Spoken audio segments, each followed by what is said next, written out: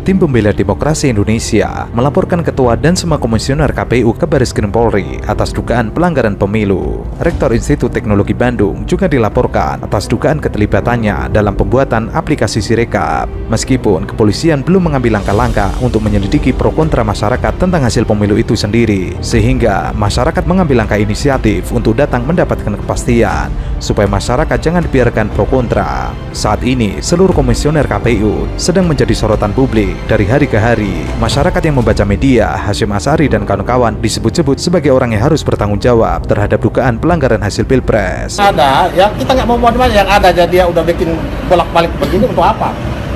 Jadi kita menuntut mereka profesional. Karena ini kan bukan kepentingan yang sedang-sedang. Ini kondisi ini luar biasa. Kondisi masyarakat sudah berhadap-hadapan di lapangan. Tidak ada Kapolri, entah siapa yang menerima, kami akan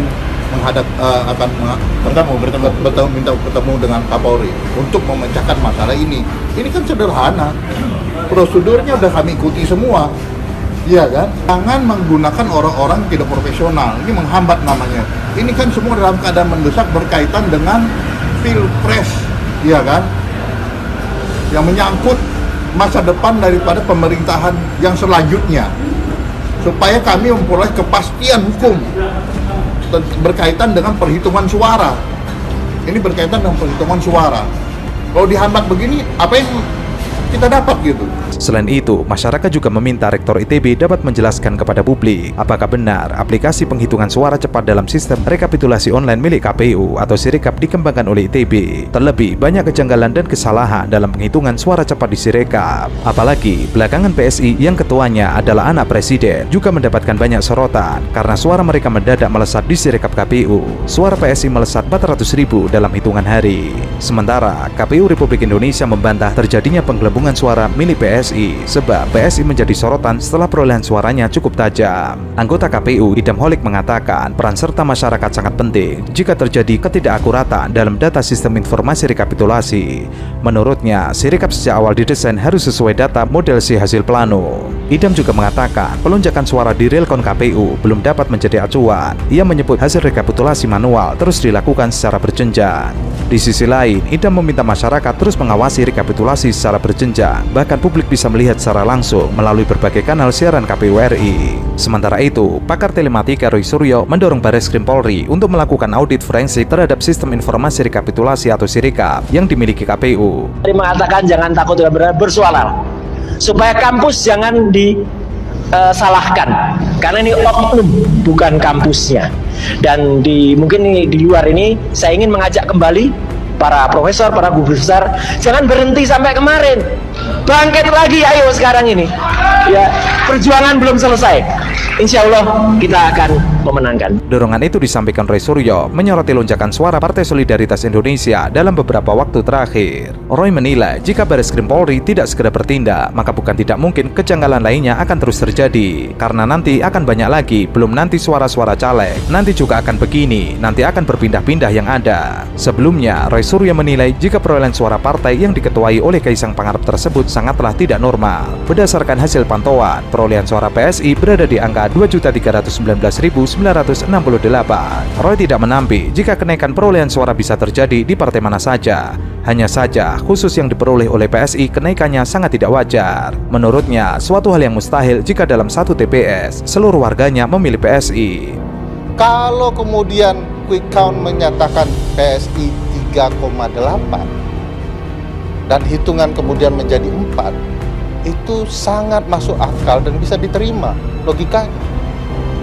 Bang Ade juga harus bertanggung jawab sebagai seorang mantan akademisi, menjelaskan ke kawan-kawan PSI dalam batas penalaran yang wajar sampai ke 4% tidak mungkin.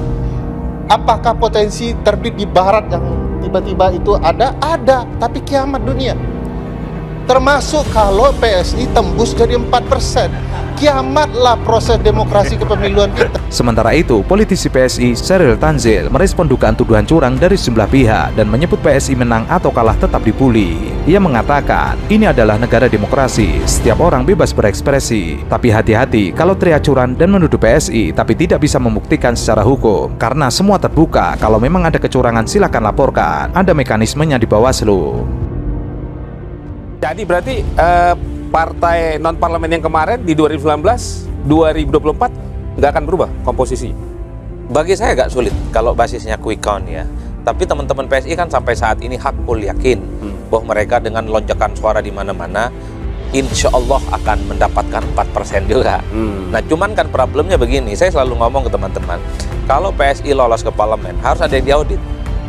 Siapa yang diaudit? Entah quick count-nya atau KPU-nya. Pengamat politik Adi Prayitno mengatakan, jika Partai Solidaritas Indonesia berhasil mencapai ambang batas parlemen, maka lembaga quick count dan juga KPU perlu diaudit. Alasannya, hasil quick count di berbagai lembaga survei, PSI hanya memperoleh suara ambang batas 2,8%. Artinya, tidak lolos ambang batas parlemen. Dua-duanya harus diaudit, karena biasanya quick count itu akurat. Pilpres dan pileg, misalnya pilpres siapa yang menang, pilegnya siapa yang menang, termasuk siapa partai politik yang nggak lolos. Kalau ada partai politik yang diprediksi nggak lolos, tiba-tiba lolos, berarti quick count-nya harus diaudit atau KPU-nya diaudit. Ada apa-apanya berarti. Ini yang kemudian menurut saya perlu disinkronisasi. Kenapa begitu? Ini untuk menghindari kesimpang siuran di tengah masyarakat kita. Adi menilai PSI telah gagal memanfaatkan elektabilitas dan approval rating Presiden Jokowi untuk mendulang suara pada pemilu 2024. Padahal PSI sudah menggait putra bungsu Jokowi, Kaisang Pangarep, yang dijadikan sebagai ketua umum. Quick count itu adalah suatu hal yang legal. Dia bagian dari partisipasi politik rakyat. Biasanya quick count yang dipublikasi itu dia daftar ke KPU. Semuanya dilaporkan, metodologi, soal pendanaan, tentang margin of error, akurasi datanya, dan seterusnya. Oleh karena itu, kalau ada pihak yang mengatakan bahwa dirugikan dengan hasil quick count, misalnya PSI, quick count nggak benar tuh, bisa laporkan ke KPU. Bahwa quick count yang dianggap nggak benar nanti bisa diadili oleh KPU. KPU menghadirkan ahli-ahli statistik, kode etik, dan seterusnya dikumpulkan, nanti diadu. Yang benar ini sebenarnya siapa? Adi melihat karena waktu yang sangat singkat sehingga menyulitkan PSI untuk memperkenalkan kepada masyarakat. Seandainya PSI memiliki waktu kampanye 5-6 bulan, kemungkinan PSI akan lolos ke parlemen. Namun, jika PSI akhirnya lolos ke parlemen, maka hal tersebut patut dipertanyakan. Kemungkinan ada suara setan yang masuk kepada PSI. Nah, PSI ini agak rumit. 2,9 ditambah margin of error 1%.